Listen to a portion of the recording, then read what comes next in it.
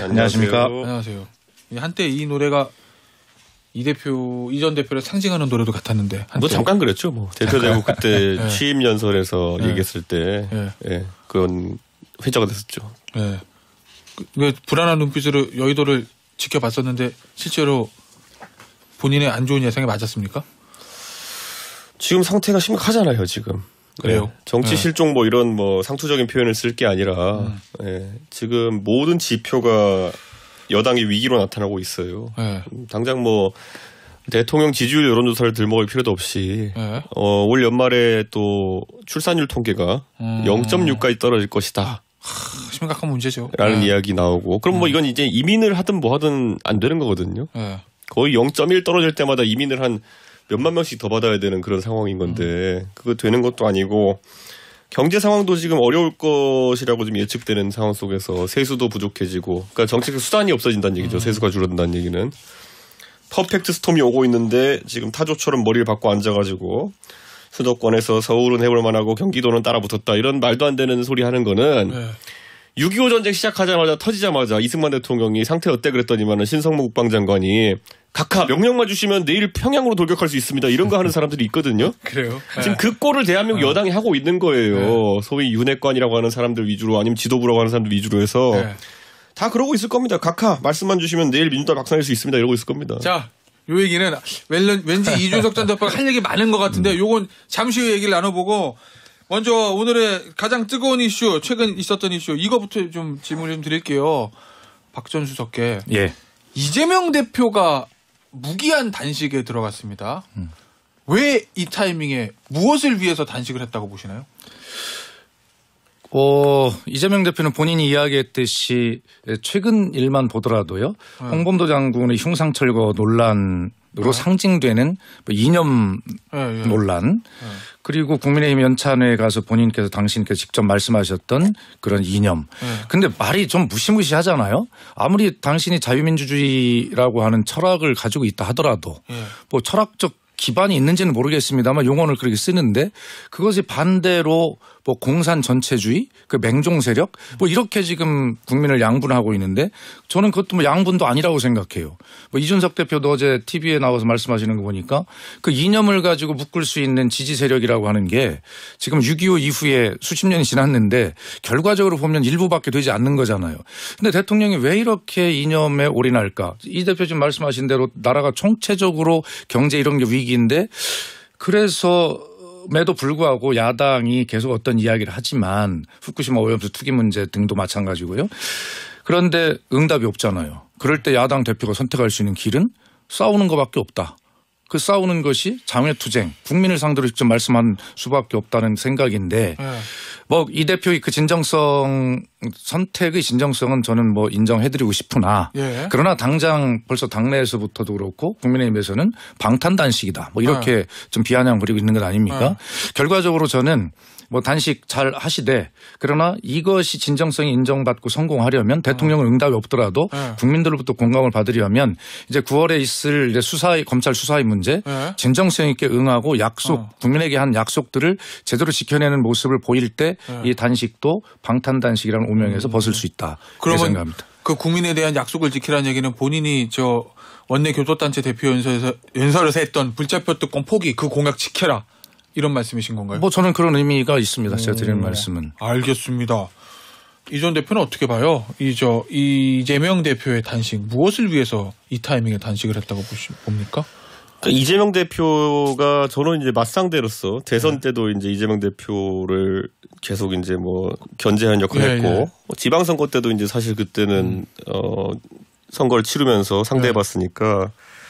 중간중간에 이벤트성으로 뭔가 해명이 안 되는 해석이 안 되는 것들을 하는 경우가 있어요. 아, 그래요? 그냥 농담을 웃자고 얘기하자면은 예를 들어 그 윤석열 대통령이 후보 시절에 뭐 갑자기 어퍼컷 세레머니 한다고 해가지고 언론에서 주목하고 유명해졌던 적이 있어요. 있었죠.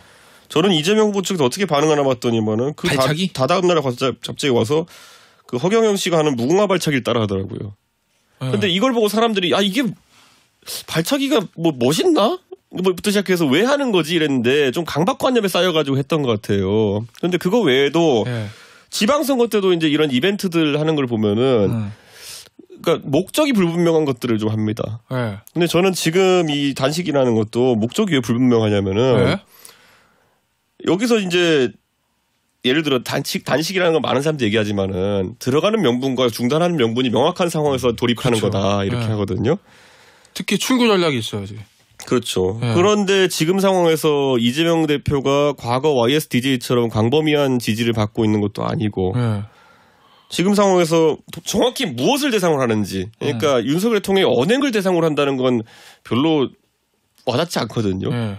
구체적으로 짚히는 사안이 있어야 되는 건데 저라면은 만약에 굳이 네. 단식을 해야겠다 그러면은 이렇게 국회에 앉아가지고 할 게 아니라 육사 앞에 가가지고 홍범도 장군 흉상 이전 반대 단식을 하겠습니다. 차라리 그렇게 구체적으로. 네, 그러면 지금 예를 들어서 흉상 이전 관련해가지고는 거의 한 7대3, 8대2까지도 여론이 나올 수 있다 보거든요, 저는. 네. 그러면은 거기서 이재명 대표가 저거는 이재명 대표가 뭐 다른 건 차치하고 옳은 일 하는 거다라는 평가를 광범위가 받을 수 있는 거예요. 네. 근데 이거는 제가 봤을 때 뭐 윤석열 대통령의 뭐 태도를 문제 삼는 거잖아요. 네. 뭐 하루 이틀 그랬습니까 지금? 그래요. 그리고 네. 이게 뭐 나이 저 뭐 지금 벌써 다 60 넘으신 분들인데 네. 갑자기 그러면 윤석열 대통령의 매너가 바뀌길 기대하고 이렇게 하는 겁니까? 그럼 윤석열 대통령이 사과하길 기대하는 겁니까? 네. 어떤 것도 이루어지지 않는 것이고 3개항으로 내건 것 자체도 너무 두리뭉실하잖아요 지금. 그래서 저는 추상적이라는 거죠. 저는 네. 이거는 왜 했는지 모르기 때문에 네. 평가하는 것도 참 어렵다. 그러면 박 수석 보시기에 이 대표가 세 가지 요구 내걸었어요. 예. 민주주의 훼손에 대한 대통령의 사과, 그 다음에 오염수 방류 중단 촉구, 그리고 전면적인 국정 쇄신과 개각. 이 세 개 중에서 윤석열 대통령이 받을 가능성이 있다고 보세요? 아니면 전혀 없다고 보세요? 세 개 중에 받을 게 전혀 없죠. 그러면 네. 전혀 없으면 출구 전략이 있어야 되잖아요. 아마 저는 이렇게 어떻게 그만두려고 이렇게 그런 봅니다. 거예요, 역대 이 단식 투쟁이라고 하는 것은 이제 뭐 지금 이 대표 말씀하신 대로 구체적인 타겟이 있었어요. 네. 예를 들어서 김대중 대통령이 뭐 지방자치제 그렇죠. 실현이라든가 또 YS가 이제 뭐 나중에 풀면서 이런 말씀도 남겼죠. 앉아서 죽기보다 서서 싸우겠다라고 하는 명언을 남기면서 탈출도 하고 했는데 또 뭐 손학규 이정미 대표 최근에 단식을 보면 뭐 연동형 비례대표제의 관철이라든가 이런 것이 있었는데 너무 세 가지가 다 윤석열 대통령이 전혀 받을 가능성이 없는 것을 두루뭉실에 던졌어요. 근데 저희가 가만히 생각해 보면 그 지혜롭다고 하는 이재명 대표가 그렇게 할 리는 없거든요. 뭔가 있을 거예요. 그래서 저는 윤석열 대통령이 제1야당 대표의 단식에도 불구하고 전혀 응답이 없는 불통 대통령이라고 하는 이미지를 더 고착시키려고 하는 전략이 아닐까라고 하는 아주 애써서 선의로 해석을 해봅니다. 애써서 선의로. 근데 이게 원래 단식이라는 것도 저도 살면서 딱 한 번 해봤거든요. 손학규 대표 단식 물러나시라고. 그러니까 이정현 대표 물러나시라고. 16년 말에. 이정현 대표 물러나시라고 단식을 해봤는데. 네. 그때 어떻게 됐죠? 그 단식. 저는 진짜 물하고 소금 갖고 13일 했습니다. 근데 해보면요. 제가 뭐 그때 이제 30대 초반이었지만은 뭐 한 하루에 400g 정도씩 빠지고요. 첫날 이틀날 3일째는 뭐 한 800g씩 빠지고요. 한 3, 4일쯤 되면은 소위 머리가 띵합니다. 물하고 소금만. 이게 중요한 게 뭐냐면은 이재명 대표가 그래도 야당 대표면은 대한민국 정치의 중요한 일각을 차지하고 있는 분인데 야당이 한 3, 4일 뒤부터는 자발적 고리 상태에 들어가는 겁니다. 야당 대표가. 실질적으로? 예. 그때부터는 아무 생각도 안 나요. 예. 그러면, 그냥 이재명 누우면 자고 싶고 이런 상황이거든요. 그러니까 이거를 지금 그럼 정말 본인이 생각하기에 국가가 누란의 위기에 있다 그러면은 자발적 고리 상태로 들어가는 것이 옳은 전략이냐. 이 똑같은 걸 했던 분이 누구냐면 옛날에 황교안 대표예요. 자발적 고리 상태로 들어가셨어요.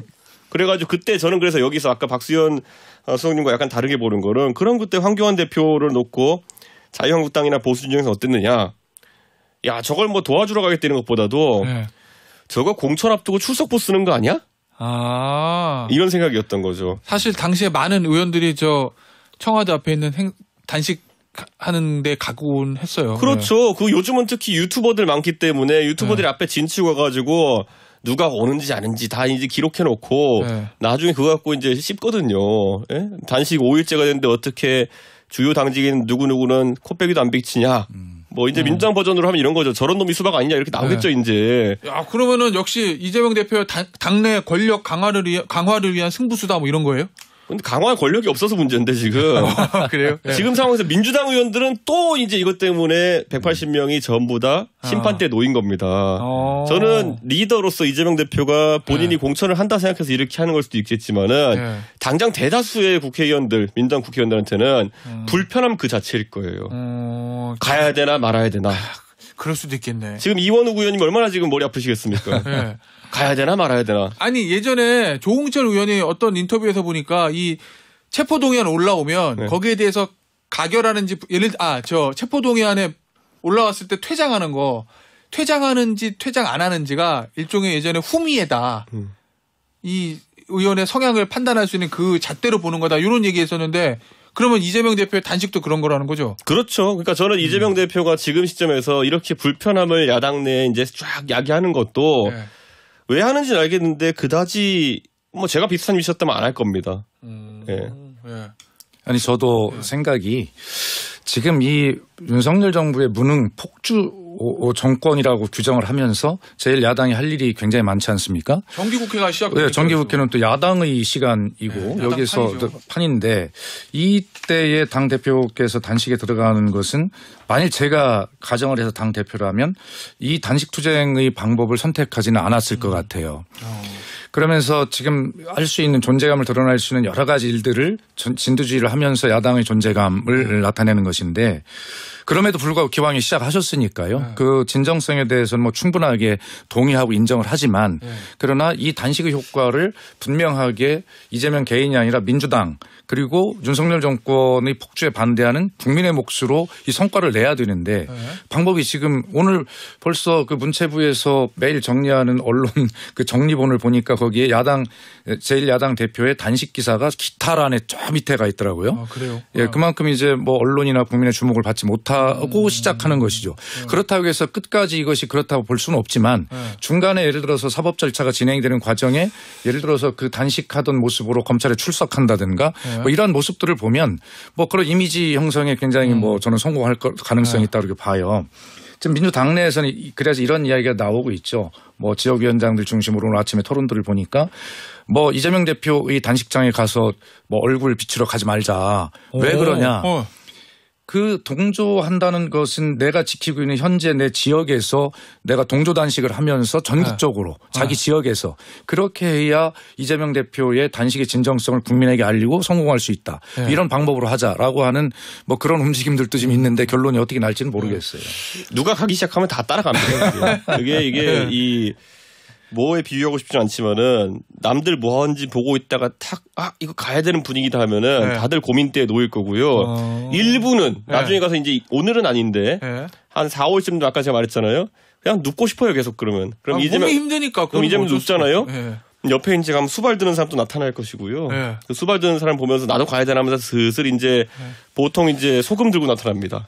그래요? 소금 단식한다 그러면 뭐 이게 뭐 자염이니 뭐니 좋은 소금, 죽염이니 뭐니 들고 나타나가지고 이제 옆에 앉아 있다가 뭐 이런 사람이 생길 거거든요. 굉장히 이거는 비효율적이고 민주당에 건강하지 않은 형태의 어떤 정치 또 하나의 이벤트로 남을 겁니다. 자, 이제 그러면은 어쨌든 어제 국민의힘의 첫 반응은 방탄 단식이다 뭐 이런 얘기를 하잖아요. 한동훈 장관한테 물어보니까 검찰 수사는 스케줄대로 간다. 뭐 피의자가 단식한다고 안 하는 거 아니다. 이런 원론적인 얘기를 내걸었어요. 검찰 중앙지검도 그렇게 얘기를 대검도 그렇게 얘기를 하고. 제가 이재명 대표가 하는 단식이 비효율적이라고 지적하는 것은 그냥 분석이고요. 두 번째로 여기에 대해 가지고 정당이 공식 논평이나 아니면 법무부 장관이 쪽박을 깰 필요는 없는 겁니다. 그 무슨 얘기예요? 아니 아까 말했던 것처럼 하라고 놔두는 거예요, 그냥? 본인은 도취돼가지고 진정성 있다 생각하고 한 단식에 대해 가지고 가가지고 이렇게 뭐 한마디 얹고 조롱할 필요는 없다. 저는 제가 그냥 분석하면서 비효율적이다. 그리고 이거는 지금 상황에서 하면 안 되는 거다까지는 하겠지만은 한다는데 어떻게 하겠습니까? 근데 일단 했어요. 그리고 그렇다고 해서 검찰이 뭐 수사를 합니다. 결국 영장을 검찰이 쳤어요. 그럼 체포동의안 올라오면 그럼 비명계 의원들은 발이 좀 묶이나요? 왜냐하면 당대표가 단식하고 있는데 이거를 영장실질심사 받으세요라고 가결하기도 그렇고. 그러니까 지금 가결하기도 그렇고. 국민의힘 쪽의 이야기를 들어보면 이재명 대표가 바로 그걸 노린 것이다. 그리고 당내 갈등을 봉합하고 뭐 정면 돌파 이런 여러 가지 일석삼조의 효과를 거두기 했다. 이렇게 이제 뭐 얘기를 하더라고요. 뭐 야박한 거죠. 아예 한 사람이 그 목숨을 걸고 단식 투쟁을 하는 것 일단 그 속내에 대해서 어떻다라고 하고 싶은 말은 있더라도 그것은 존중해줘야 맞다고 생각하고요. 그러나 어쨌든 이재명 대표의 이 단식이 그런 여러 가지 정치적 해석을 낳을 수 있는 시기에 그런 방법을 선택한 것은 뭐 어쩔 수 없는 거죠. 그래서 아까도 제가 계속 말씀드리지만 이제 이것을 출구 전략을 어떻게 할 것이냐 하는 문제로 자연스럽게 토론이 넘어가겠지만 저는 뭐 제가 순진한 생각인지 모르겠어요. 김기현 대표가 어차피 뭐 속은 어떨지 모르지만 겉으로 파트너인데 한번 텐트 한번 안 가시겠습니까? 뭐 예를 들어 쓰러지기 직전에 뭐 한번 가야 된다고 생각하고요. 그렇게 안 가면 김기현 대표가 속 좁은 사람이라고 비판 받겠죠. 그럼 갔을 때 거기서 김기현 대표가 대통령은 요구 조건에 반응하지 않더라도 당 대표끼리 우리 이렇게 한번 해봅시다 라고 해서 김기현 대표가 이재명 대표의 손을 붙잡고 일으키면서 그래도 여당의 대표로서 무엇인가 대통령 대신 약속할 수 있는 뭐 이런 어떤 기회를 열어서 완전히 단절된 여야의 대화의 물꼬를 그렇게라도 트는 서로의 명분을 갖는 윈윈하는 뭐 그런 모습을 저는 순진한지 모르지만 그렇게 그려봐요. 이 전 대표 박 전 수석이 순진한 겁니까 아닙니까? 김기현 대표의 방문을 안 할 거 아니까 얘기하시는 거죠. 이게 어떻게 순진한 겁니까 이게 굉장히 고도의 이제 김기현 대표가 가불기 걸리길 바라는 그런 멘트시라고 미리 돌려가기라고. 고도의 정치적 계산. 근데 이재명 대표 입장에서는 뭐 제가 봤을 땐 지금 탈출구가 마땅하지 않고요. 혹시라도 탈출구가 있다고 한다면은 이재명 대표가 단식하는 물리적으로 버틸 수 있는 한계는 한 2주 정도 사이에 윤석열 정부가 굉장한 지지율의 급락을 겪는다든지 뭐 이런 상황 속에서 여론 반전이 필요할 때 정도 손 내미는 정도의 이벤트가 있겠고 나머지 가능성은 없고 본인이 풀고 와야 될 겁니다. 그럼 본인이 그냥 아무것도 얻은 거 없이 저 오늘부터 안 합니다. 뭐 이렇게 가장 대표적인 게 이제 물리적 한계에 가면 실려 나오는 건데 그렇게요? 그건 솔직히 저도 그냥 별로 권장하고 싶진 않습니다. 어쨌든 몸이 망가지는 형태로까지 단식을 가서는 안 되는 거거든요. 알겠습니다. 자, 요 얘기는 여기서 마무리하고요. 다른 얘기 좀 해보죠. 근데 잠깐 이거 뭐요? 검찰이 뭐 이런다고 해서 수사를 안 할 거냐 그러시는데 하죠. 저는 하는 동안은 수사하겠지만은 소환이나 아니면은 구속영장 청구 못 할 거라 봅니다. 영장 청구는요? 이거 왜냐하면 국민 정서상 그래도 단식하고 있는 사람한테 어떻게 그걸 때리냐 이렇게 나올 수 있기 때문에 검찰도 어차피 이게 물리적 한계가 2주란 말이에요. 단식이라는 게. 2주 넘어서 하겠죠. 뭐. 그러니까 2주 넘어서 하겠죠. 그러니까 이재명 대표가 이걸 방탄 목적으로 했다 하기엔 또 이것도 그렇게 뭐 시간을 끌 상황도 아니거든요. 어차피 저 단식 중단하고 건강 좀 회복하면 그 다음에 검찰에 영장 치면 되니까. 네, 그렇죠. 그러니까 저는 뭐 이재명 대표가 진짜 이걸 늘리려는 목적이 있어가지고 뭐 2주 단식하고 2주 회복기다 뭐 이렇게 해봐야 한 달이거든요. 그러니까 저는 그거는 별로 효율적이지 않다고 봅니다. 그래서 저도 검찰이 결과적으로 단식으로 쓰러져 누워있는 이재명 대표가 휠체어에 실려서 검찰에 출석하는 그런 모습을 검찰이 연출해 주지는 않을 거라고 생각을 해요. 알겠습니다. 자, 최근에 여의도를 뜨겁게 달구고 있는 윤석열 대통령의 어떤 이념 관련 발언 얘기 좀 해보죠. 박 전 수석은 아마 비판적으로 보실 것 같고 그러면 윤석열 전 대통령이 왜 이 타이밍에 이 얘기를 지속적으로 계속 꺼낸다고 보세요? 저는 이 문제를 무슨 비판할 가치가 있나? 그래요? 뭐 그런 정도로 생각을 합니다. 지금 어느 시대인데 지금 다 박물관에 가 있고 무덤에 가 있는 그런 이념을 지금 꺼내가지고 부관 참시를 합니까? 이건 말이 안 된다고 생각하고요. 아까 이 대표께서 나라에 대한 총체적인 경제 이런 걱정을 해 주셨는데 정말 심각하죠. 그리고 지역에서 국민들을 직접 만나고 있는 정치인 입장에서 보면 그 국민의 걱정이 이만저만이 아니라는 걸 체감하고 있는데 지금 민주당이나 국민의힘이나 문제는 지도부가 결과적으로 자신들에게 굉장히 그 유리한 지역주의에 기반하고 있는 출신들이 전부 다 이 지도부에 포진이 돼 있기 때문에 민주당으로 봐서는 강원도, 충청도, 영남 같은 그런 정말 살얼음을 판을 걷고 있는 것 같은 그런 민심 위에 살고 있는 그런 어떤 전체 국민의 뭐 그런 어떤 사고를 대변하지 못하고 있는 것 같아요. 자기들만 대변하고 있는 거죠. 끼리끼리. 이제 그런 측면인데 윤석열 대통령이 저는 첫째 본인의 어떤 철학적인 기반이 굉장히 저는 부재하다는 의심을 갖지 않을 수가 없어요. 예를 들어 가장 기본적인 민주주의만 해도 민주주의라는 집을 떠받치기 위해서는 자유와 평등이라고 하는 이 두 가지의 기둥이 동시에 튼튼히 서야 민주주의 집이 무너지지 않잖아요. 그런데 어떻게 민주주의 시대에 살면서 민주주의자라고 말을 하면서 자유만 강조합니까? 그런 측면에서 보면 이 민주주의에 대한 철학적 기반이 윤석열 대통령이 좀 경도돼 있다라는 의심을 갖지 않을 수 없다. 예. 그런데 그렇게 그런 어떤 경도된 모습을 대통령이 보인다면 국민의힘이라도 대통령은 그게 아닙니다. 라고 바로잡아야 줄 기둥이 하나 있어야 되는데 그거마저도 아까 얘기했듯이 어떤 지역에 기반한 지도부들이 유리한 걸 하다 보니까 국민의 여론을 잘 못 듣고 있는 거예요. 그러니까 뭐 각하 오르십니다. 뭐 이런 얘기를 지금 하고 있는 거죠. 자, 이 전 대표는 어떻게 봅니까? 왜 윤석열 대통령이 이 타이밍에 이 얘기를 무엇을 위해서 꺼냈는가? 경제에 자신감이 떨어진 거죠. 경제를 살리는 대통령으로 가는 게 원래 가장 효율적인 총선 전략일 거거든요. 네. 그러니까 잘 생각해 보시면요. 북한도 예전에 90년대엔 뭐였냐면요. 쌀밥에 고깃국이 구호였어요. 거기도 이제 이념 이런 거나 아니면 뭐 핵무기로 강성대국 이루자 이런 거 이전에 원래 쌀밥에 고깃국이 최우선 과제였다고요. 근데 그걸 못하게 되면서 그러면 이제 우리가 강성대국을 위해서 핵보유국으로 가자. 뭐 이런 이제 다른 수단으로 가는 거거든요. 이런 거예요. 지금 대통령께서 안보를 강조하시고 그다음에 뭐 체제 경쟁 이런 걸 강조하시는데 첫째 체제 경쟁이라고 하는 건 우리가 할 대상이 마땅치 않아요. 지금. 우리가 지금 북한하고 체제 경쟁할 것도 아니고 지금 대다수의 수도권에 거주하시는 분들이 북한이 내일 우리를 쳐들어올 것이다. 아니면 우리나라 내부에 있는 공산 전체주의자들 때문에 내 삶이 내일 위협받을 것이다라고 생각하는 분 제 생각엔 많지 않습니다. 대부분 내일 기름값이 오르면 어떡하지? 난방비가 오르면 어떡하지? 이런 거 걱정하시는 분들이거든요. 아니면 내 월급이 안 오르면 어떡하지? 이런 게 진지한 고민인데 결국 대통령께서 계속 이제 비전을 세워야 될 곳은 쌀밥의 고깃국이거든요. 근데 쌀밥의 고깃국이 아니라 지금 와서 갑자기 공산 전체주의자들을 봐라. 얼마나 위험하냐 이렇게 하시면은 실제 겪는 위협과의 괴리가 너무 크게 느껴지죠. 그러면은 경제에 포커스를 안 두고 안보나 이쪽으로 포커스를 계속 두는 거다? 처음에 대통령께서 취임하실 때 보면요. 경제에 대해서 굉장히 집중하려는 모양새 보였어요. 그래서 우리 기억나는 것처럼 반도체를 뭐 핵심 산업으로 하겠다 그러면서 그 장관이 뭐 반도체 웨이퍼 들고 나와서 흔들고 무슨 뭐 강의를 든다 이런 거 나왔잖아요.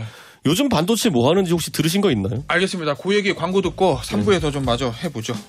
앞서 2부 말미에 하던 얘기를 제가 요약을 해보면 원래 경제 이걸 강조해야 되는데 그게 잘 안 될 것 같으니 플랜 A가 안 되니 플랜 B로 돌아서 이념과 안보를 강조하는 거다 이런 취지인 거잖아요. 그렇죠. 처음에 반도체 얘기하던 시절 그리고 뭐 이제 뭐 감세를 통해 가지고 경제 활성화시키다는 이야기 여러 이론들이 초기에 난무했잖아요. 근데 지금 와서 1년 반쯤 지났는데 동력이 회복이 안 되고 그리고 뭐 외교를 통해 가지고 경제를 풀지 않을까라는 기대감이 많았죠.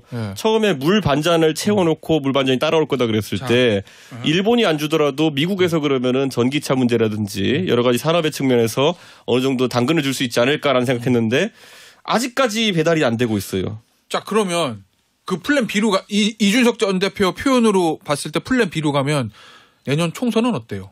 총선 전략상으로는.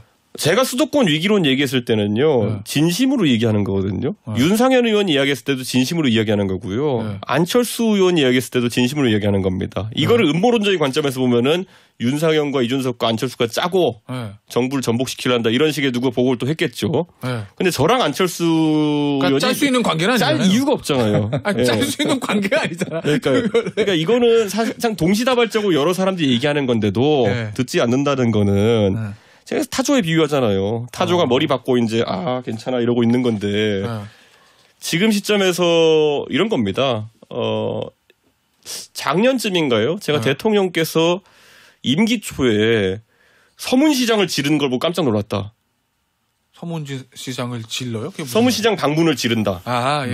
보통 정치권의 선거 때든 아닐 때든 선거 때만 갈 수 있겠지만 선거 때 아닐 때 박근혜 대통령이 나중에 임기 말에 지지도가 떨어지니까 그때 한번 서문시장 갔던 정도의 이벤트가 있거든요. 근데 임기 초부터 대통령을 서문시장에 보내는 일정 팀은 뭐냐? 저 사람들 다 잘라라 제가 이렇게 얘기한 적이 있었거든요. 그러니까 대통령께서 지금 최근에 보면은 매번 무슨 뭐 어린이들 모아가지고 일정하시는 거, 그 용산 정원에서 그렇게 하시는 거, 어디 가서 이제 자유총연맹에서 연설하시는 거 이런 거 왜 일정이 민생행보를 할 만한 게 없잖아요. 어제 뭐 무슨 우럭탕 드셨다는데 그것도 정말 민심에 어쨌든 바다로 들어갔다기보다는 그냥 특정 시점에 맞춰서 그냥 간 건데 정말 일반 사람들과 어느 정도 소통을 하고 계시는지가 궁금하거든요. 너무 메시지가 괴리감이 느껴지잖아요. 이게 지금 제가 좀 뭐 청와대의 대변인과 이제 뭐 소통수석, 홍보수석을 했기 때문에 뭐 자연스럽게 많은 언론인 기자들과의 인맥 네트워크가 형성이 돼 있을 거 아닙니까?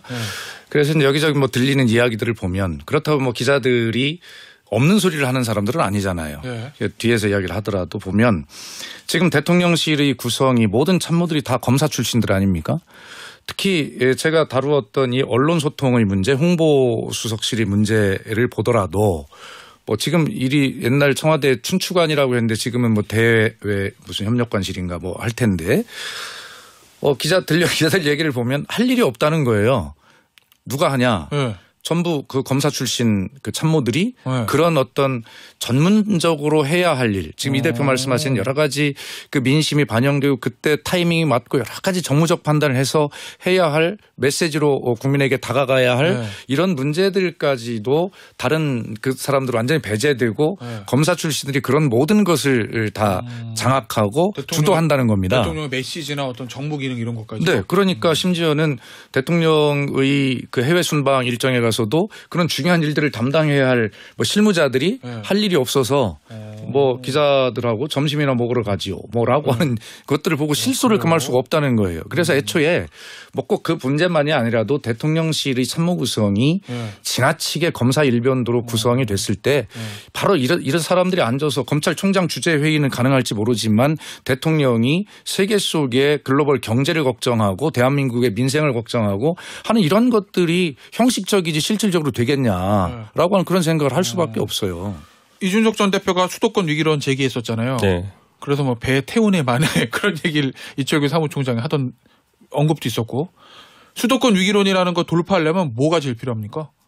지금 시점에서는요. 백해무익입니다. 지금 뭘 하더라도. 뭘 해도 안 돼요 그러면? 지금 이 기조에 따라 가지고 뭘 해서는 되는 게 아니고 기조를 바꿔야 되는 거죠. 국정기조 같은 거를? 아니면 뭐 국정기조도 아니에요. 국정기조라 그러면은 뭐 국정기조는 다 좋은 거죠. 경제를 살리겠다, 든든한 나라를 만들겠다 뭐 이런 거니까. 태도? 매너죠. 결국 이걸 처리하는 매너. 예, 결국 매너라는 것이고 두 번째로는 사람? 저는 방송 나서 몇 번 얘기했지만은 대선 때 대통령이랑 만나서 독대하거나 이야기할 기회가 있으면은 그 많은 시점마다 내가 한 번씩 항상 얘기했던 게 뭐냐면은 처음 대화를 이렇게 시작합니다. 지금 시점에 저희의 대전략이 뭡니까? 라고 이렇게 물었어요. 당시에 이준석 대표가 윤석열 후보에게. 예. 지금 시점에 우리의 대전략이 뭡니까? 예를 들어서 뭐 지역별 통합을 이루는 것이냐 아니면 세대별 통합을 이루는 것이냐 아니면 뭐냐 경제 살리겠다는 전략이냐 대전략이 서면은 거기에 따라서 세부 전략을 이제 세울 수 있는 거거든요. 전 지금 용산에 있는 분들한테 물어보고 싶어요. 대전략이 뭐지? 총선 승리를 위한. 그것도 그렇고 나라를 이끈 데 있어서 대전략이 뭐지? 지금 대전략이 없어 보이거든요. 전략 있죠, 대표님. 뭐 이념 전쟁. 무조건 전 정부 반대하는 게 전략입니다. 아니 그거는 저는 어느 정도는 뭐 문재인 정부도 예전에 적폐청산한다고 전 정부 다 털었기 때문에 집권 초기 한 1년 정도 동안 할 수 있어요. 그럼요, 인정하죠. 할 수 있죠. 그런데 그게 대전략일 수는 없는 거거든요. 그건 국민들이 바라는 뭐 어느 정도 분풀이 해주는 거고. 그런데 이걸 이제 2년차, 3년차부터는 정권이 냉정하게 정책으로 평가받는 거거든요. 저도 제가 이제 농담처럼 말씀을 드렸지만 윤석열 대통령이 작년에 국민의힘 연찬회 가서 하신 말씀 뭐냐면 이거였어요. 전 정부 탓하는 것 이거 이제 안 통한다. 우리 1년 됐다. 뭐 그랬는데 1년 말씀하셨고요. 그런데 올해 연찬회에서는 정반대로 돌아가서 퇴행된 얘기를 거꾸로 하셨단 말이에요. 오히려 역행한다는 말씀이시구나. 그렇습니다. 그래서 이 대표님 말씀대로 그래요. 발전은 반성에서부터 비롯되는 것이기 때문에 한 1년 정도는 전 정부 잘못된 것을 문제의식을 가지고 고쳐나가는 비전을 잡을 수도 있어요. 그런데 지금 그런 것들이 전혀 없지 않습니까? 이번에도 대통령께서 뭐라고 하셨어요. 전 정부가 마치 망하기 직전에 회사가 분식회계한 모습을 보았다. 국정 운영권을 가져오지 않았다면 어떻게 됐을까? 아찔하다. 아니 도대체 이게 저 집권 1년 반이 된 대통령이 하실 말씀입니까? 그래서 결과적으로는 형식적으로야 국정의 방향과 비전이 정해져 있겠지만 실질적으로 대통령이 철학적으로 기반한 그런 어떤 국정 운영과 비전 이런 것들이 저는 없다고 보는 것입니다. 알겠습니다. 그 수도권 위기론 탈출 방안으로 김기현 대표가 연찬회 때 그 얘기했다잖아요. 천하 인재를 3고초려가 아니라 10고초려로도 모셔오겠다. 뭐 인재 영입 얘기 나왔는데 그런데 어저께 제가 뉴스 보니까 김기현 대표하고 당 지도부가 순천만 국제 정원 박람회에 방문했더라고요. 현장 최고위원회. 그런데 화면 보니까 그 옆에 천하람 당협위원장이 서 있어요. 네. 김기현 대표 바로 옆에. 그거 어차피 이거 뭡니까? 이거 뭐 이른바 천하용인 끌어안기 인재 영입 뭐 이런 거예요? 2주 전에 이제 그 상가집에서 논의했던 거고요. 네. 상가집에서 이제 천하람 위원장이 가서 김기현 대표 마주쳤나 봐요. 그래서 저한테 얘기해 주더라고요. 그때 이제 순천 한번 오겠다는 식으로 이야기했고 네. 사실 김기현 대표가 대표된 다음부터 한 7, 8차례 그런 시도를 했어요. 상가집이다 보니까 이걸 거절 못 하고 이제 만나게 된 건데 네. 어제 그 기사를 그러면 저 김기현 대표가 먼저 가겠다고 그랬다는 거예요? 순천? 그렇죠. 그러니까 이 기사 구도를 보면은 나중에 이걸 난 걸 보면요 얼마나 웃기냐면은 천하람 위원장도 냉키질 않은 거죠 만나는 게. 아 그래요? 그래서 뭐라고 나오냐면은 당이 이렇게 가서는 안 돼 천하람 이렇게 먼저 나오고 그 다음에 김기현 당은 언로가 막혀 있잖아 이렇게 기사가 나왔어요. 보통 이게 말이 안 되는 구도거든요. 당 대표가 무슨 말을 하면은. 그 하위직에 해당하는 당협위원장이 화답하는 모양새로 나와야 되는데 어제 헤드라인이 그렇게 나왔어요. 천하람 당이 이렇게 가면 안 돼. 김기현 당은 언로가 막혀 있잖아 이렇게 나왔어요.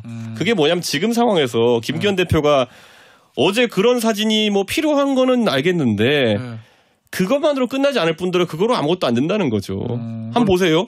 며칠 전으로만 되돌아가도 기세 양양 기세 등등 해가지고 뭐 천하용인은 용납할 수 없다. 장례찬 이런 사람 맨날 말하고 다니잖아요. 자기가 뭔데. 그리고 가가지고 뭐 일부 인사는 밥 먹는 자리에서 김용태 최고위원한테 이번 기회에 이준석의 등을 꺾어버리겠다라고 얘기했다잖아요. 그래요? 정신이 이상한 사람들이 있어요 지금. 근데 그거 다 당했는데 누가 그거를 그런 식으로 해서 사진 찍고 쇼하는 걸 믿겠습니까? 자 그러면 소위 말하는 이준석계와 천하용인과의 당 지도부와의 화해 통합 이거는 어렵다?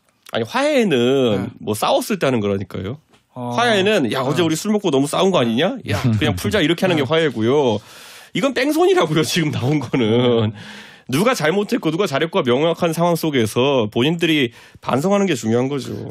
제가 뭐 이준석 대표님 말씀을 여러 방송에서 하도 많이 해서 죄송하긴 하나 저는 개인적으로 이준석 대표의 정치가 어떻게 발전할지 굉장히 관심이 있는 사람이고요. 응원하는 사람인데 천하인재가 지금 당내 이준석 대표가 있는데 뭐 죄송한 말씀이지만 이준석 대표를 놔두고 다른 데서 천하인재를 찾는다는 거 그 자체가 난센스 아닙니까? 알겠습니다. 저는 그렇게 생각합니다. 오늘 여기서 마무리하도록 하죠. 국민의힘의 이준석 전 대표, 더불어민주당의 박수현 전 청와대 국민소통 수석이었습니다. 감사합니다. 네, 감사합니다.